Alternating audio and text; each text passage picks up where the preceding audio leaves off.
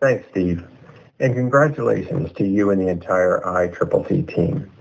Your efforts to reach small businesses and provide them with essential tools to navigate this difficult environment has been extraordinary. Bank of America is pleased to have supported this year's effort, as well as the past 15 years as part of our long-standing partnership. And so it's my pleasure to introduce our next keynote speaker, Stephanie Hickman, President and CEO of Trice Construction. Stephanie is a critical leader in the ICIC community, having participated in the Inner City Capital Connections programs 3 times, winning the Inner City 100 Award twice, and serving as an inaugural advisory board member for the Inner City Alumni Network. In 2006, after a 25-year career as a labor attorney, utility executive, and lobbyist, Stephanie left corporate America to acquire the construction company her father and uncles had operated since 1967. Since the acquisition, she has led its transformation from a small residential construction company to an award-winning utility infrastructure and commercial concrete construction firm, serving Fortune 500 corporations, top 100 general and infrastructure contractors, and major public entities.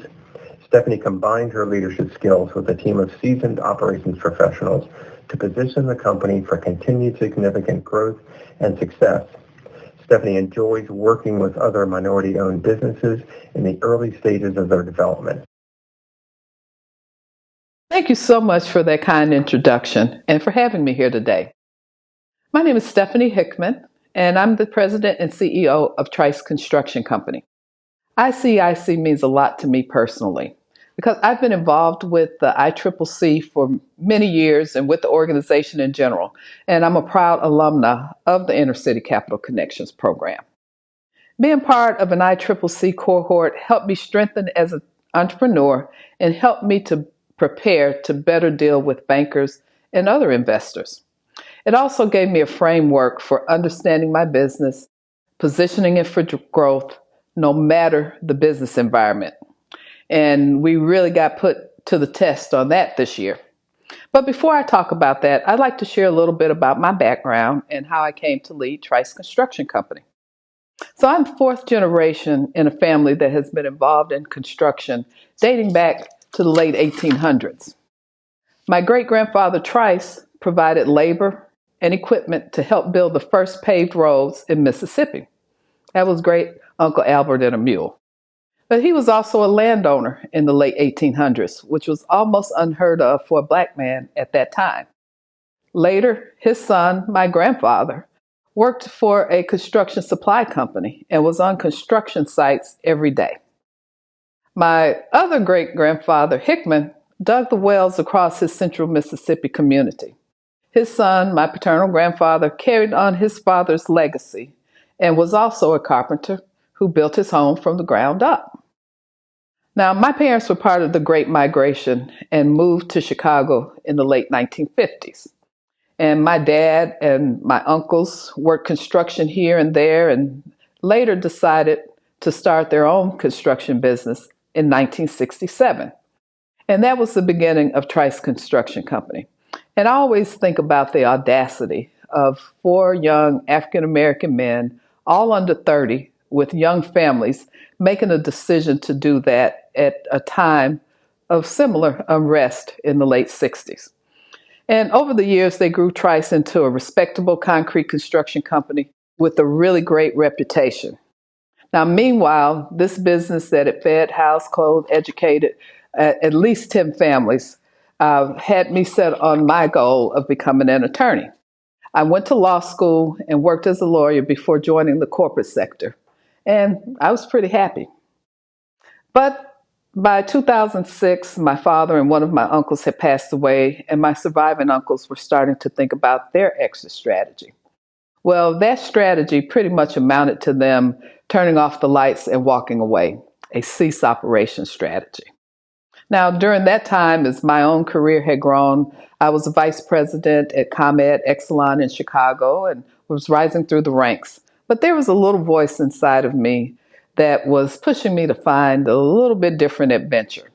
And around that time, I was in a budget meeting. And as the budgets were being reviewed, I spotted a line item for concrete. Well, I checked that number. It was a pretty big number, and I had it confirmed with the colleague sitting next to me.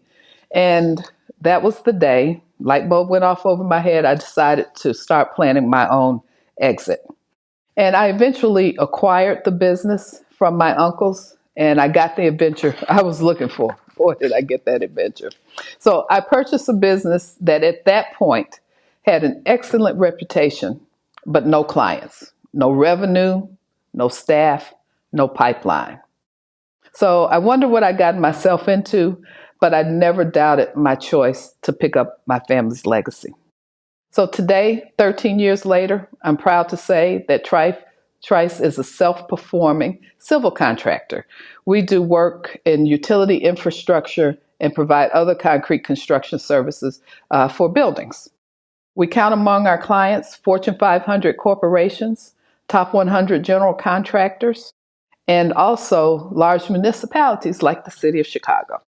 We've also expanded our business into the St. Louis area, where we perform work there for the utility serving that area.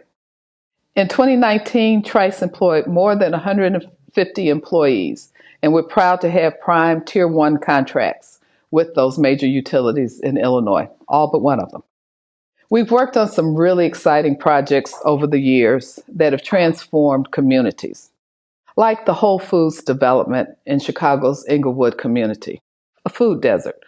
We're currently working on a new national monument in Chicago in the Pullman community. We've worked on many schools, we've worked at hospitals, at universities, and we're currently teamed up on a new state-of-the-art fire station in Chicago that has a 100% African American design build team. Now, I realize it sounds simple when I talk about point A and moving to point B without all of the details of those 13 years in between. But believe me when I say it has never been easy. I remember the time when I thought that bar exam was the hardest thing I would ever have to do professionally. But I was wrong. Starting and running a business is infinitely harder. And I know many of you here today feel that because you've either been there or you are there right now. And it's never been harder than it is in 2020 with the global pandemic devastating families and businesses all around us. And as often happens, African Americans and other people of color are paying a higher price than just about anybody else. Not only are we disproportionately affected by COVID-19 health-wise, we're also more affected economically. While the overall unemployment rate is 6.9%, the unemployment rate for African Americans is 10.8%. 40% of Black-owned businesses have closed their doors during this pandemic. They're closed forever, forever, ever. And you have to think about that for a moment, about that, what that really represents to truly grasp how catastrophic that is. Black-owned businesses are small businesses. They're neighborhood businesses. They employ people from the community. They're part of the economic engines for those communities. And they've had to fight hard to get established, to work twice as hard to thrive. And it's even harder to get access to capital. That's access to capital, let alone get actual capital into their businesses. And now many of them are gone. That's a painful casualty of this pandemic, and we'll feel the effects of that for a long time.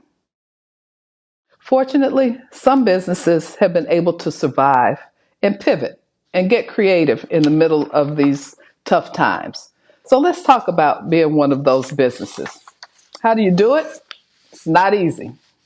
I know for you, like for me, this has been the toughest 8 or 9 months ever in business, but it is possible. If you focus on relationships, those within your business and industry, as well as those in your community. And I'll pause here for a moment to say that ICIC, ICCC is part of that community for us. Great, incredible resources from Steve Grossman and Liz Pugh and others on the staff, the online resources, the webinars and the panels, and the cohort that you participated in is a gold mine of resources, whether it's the instructors or the people around you, your colleagues who participated in that program. So on the business side, relationships are the most important tool in your toolbox. We all know the old adage that success is where preparation and opportunity meet. Well, I've tweaked that a bit, and I believe that success is where preparation and opportunity meet through relationships. So when the pandemic started, it was an uncertain time for us at Trice. We were coming off a challenging 2019, but we had the benefit of incredibly strong relationships. And we had to prepare for whatever might happen. So we prepared and planned for the worst. We were tracking the news across the country and understood that in some cities that they were closing down construction sites. So we began the task of doing that preparation here, working through the logistics to shut down our job sites, to account for our equipment and materials, and to get that back to our yard. We moved to 100% remote for our workforce. And when the stay at home order actually arrived, we were really happy to learn that construction had been deemed essential business. And so we pivoted a bit with our plan around shutting down our projects, and we made an effort that within the first 18 hours, we had made personal contact with every one of our clients at the project sites where we were working. And we talked to our clients and explored new ways that we could work with them that maybe went beyond our normal scope. What were the opportunities for us to go above and beyond in servicing our clients? So we made suggestions and recommendations like increasing the capacity. We offered to add crews to some of our work so that we could get more done while there was less traffic in work zones. We made ourselves available for emergency response services. And we talked with the client about pulling forward a long discussed capital program to cover work that would be delayed because of COVID-19. We even had a project we were finishing up, and we knew the client would have to move into the new building, and we raised our hand and said, can we help? So initially, we had to react. We all were in reactive mode. This thing came out of nowhere, and we had very little, really no control over what was going to happen. So we pivoted, though, from a reactive mode into a proactive mode. So, okay, this is what we have to deal with, and how do we make the most of it? Earlier this summer, those of you who were in the cohorts probably heard Professor Stephen Rogers talk, where he discussed that in this time that we had to be both startup and turnaround. So, we had to go about how do we find new business. And so we geared up our estimating. We cut costs in our back office. We looked to sell underutilized equipment. And we embarked on a significant process improvement plan so that we were not only saving money, but we were also becoming more efficient in our field operations. And we internally strengthened the organization.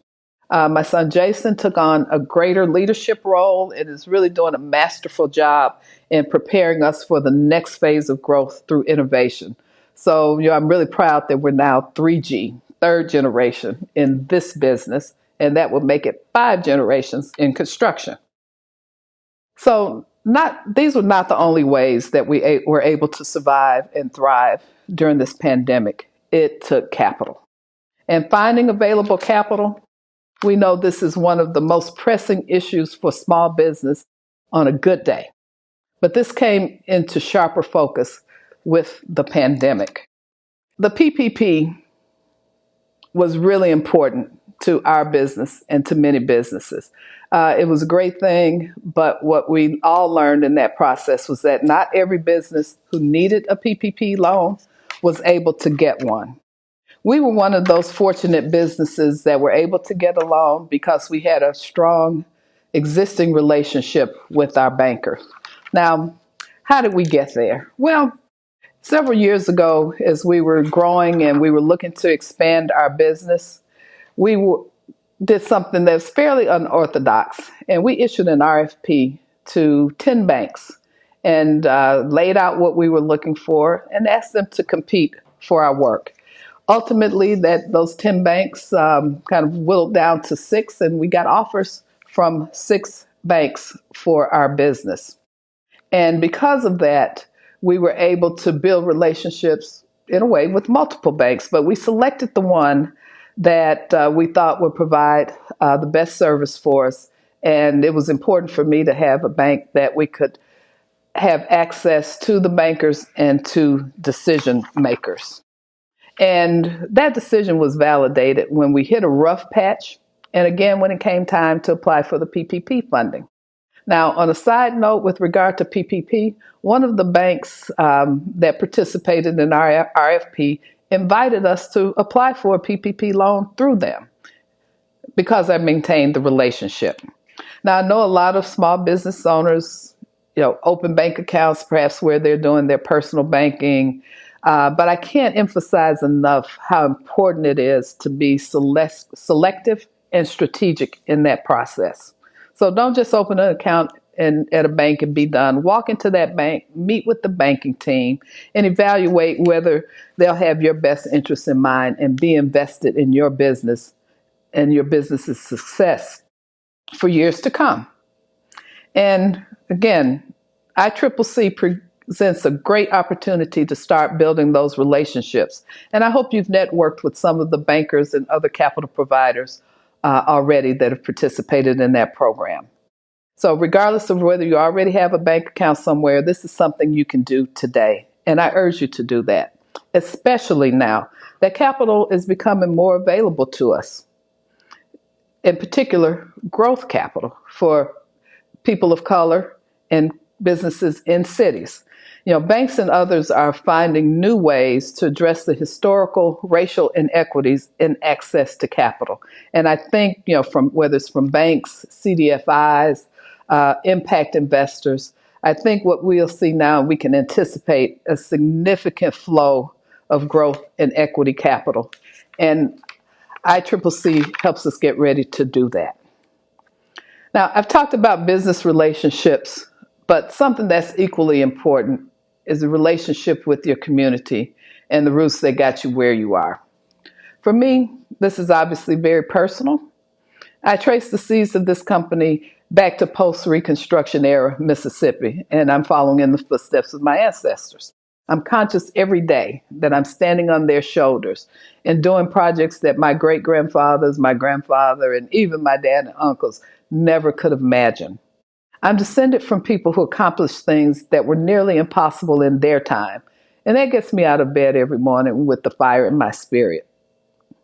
But growing my business is not the end. It's the means to an end. The end goal is lifting up not only my family and creating generational wealth, but also my community. Our tagline, making pathways possible. And there's a double meaning in that because it means the literal concrete sidewalks and the street pavement that we do, but it's also a metaphor. My family built a company that provided jobs and opportunities for families in the community. I want to do that and more because I know that every time I walk into a room, I'm representing more than just myself or Trice. I'm representing other African American and women leaders. And I'm not just representing those groups to people who don't look like me. I'm representing those groups to the young Black and brown girls who need to see role models so they know they can do this too. This has been part of my personal mission from day one, of demonstrating personal power and possibility. And that became even clearer this year. After the murder of Mr. George Floyd this spring, our country experienced extraordinary unrest because people hit a breaking point. They couldn't just sit around anymore and watch injustices play out on TV or looped on social media. And I shared the pain and frustration of those protesters. But for me, and as I thought about it, my business is my protest. I consciously spend money with other diverse firms, whether it's from trucking to construction supplies and other areas in the execution of our work. But women and minority-owned firms make up a majority of our professional services. And over the last 3 years, we spent more than $3 million with other diverse firms. We do service in the community, and we've contributed more than $100,000 to the causes that make a difference over the last 3 years.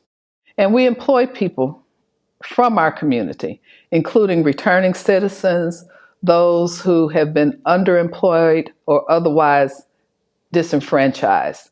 And we pay them well because we know that taking care of families or taking care of our employees enables them to take care of their families, which creates stronger communities and ultimately lead to the kind of generational wealth that can begin to close that 10-to-1 wealth gap that persists in America. So this is how I protest. This is how I choose to be revolutionary, by using my company to create economic power in my community. That relationship with the community is just as important as those with our clients, and we will never stop nurturing them. So before I wrap up, I'd like to share a quick story with you. One of the projects we're working to complete is concrete work at Walmart in Chicago's Chatham community. And this store was destroyed by the unrest this spring. Now, I don't know how many of you know the Chatham community here in Chicago, which is actually my home, but it's predominantly African American community, and it was hit hard by COVID. It also suffered from lack of fresh food options, like many communities on the South Side. And when Walmart opened in 2012, it was transformational. It brought jobs to a community that needed them, and economic development to a community that has suffered from decades of disinvestment. We were part of the construction team, an African-American general contracting team that built the Walmart, and we were their concrete contractor, and we built the foundations and other concrete for the store. So it was heartbreaking when that store was so heavily damaged this spring. And it so happened that when it was announced that President-elect Joe Biden and Vice President-elect Kamala Harris had won the election, I was at the site where our team was working in preparation for the reopening of that store. And it felt like a full circle moment for me. The store, which had finally come to the neighborhood after an 8-year battle to get it there, had been shut down because of the killing of a Black man. And now I, a Black woman carrying the legacy of generations of my own family, was there to help put it back together at that moment that our country was getting its first Black woman vice president. It was an emotional time, but it was a moment that showed the results of our work and the work of so many to build something we can be proud of, not just for ourselves, but for our communities too. And it's hard to understate how much that moment meant for me. I know that this year is not over, and the conditions that have made it so challenging are not over. But by focusing on relationships and staying true to my roots with our team, we've managed to lead the company to great success that really, I'm sure, exceed those of our community and what we thought we could do. So as we look to the future, we're aiming to restore our current or our historic annual growth rate of 30% and to use that as a platform for acquisitions. We're continuing to build our business with current clients and bring in new clients. We're moving to an opportunity zone, and we'll keep the focus on relationships because that's what's gotten us this far already. With that, I know we can get through this, and I know you all can too. So thank you again for having me. Have a wonderful day and enjoy the rest of the conference.